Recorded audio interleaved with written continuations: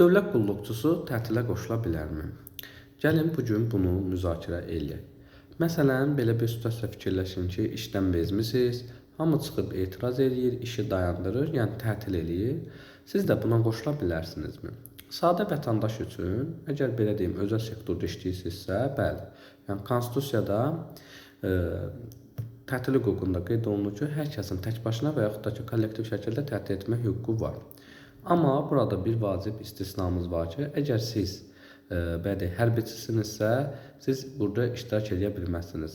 Bir də dövlət qulluğu haqqında qanunda dövlət qulluqçusunun vəzifələrində də qeyd olunur ki, dövlət qulluqçusu tətillərdə iştirak edə bilməz.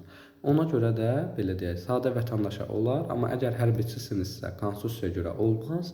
Dövlət qulluğu haqqında qanuna görə isə dövlət qulluqçusuna da tətillərdə iştirak etməyə icazə verilmir. İzlədiyiniz üçün hər birinizə təşəkkür edirəm. Sağ olun.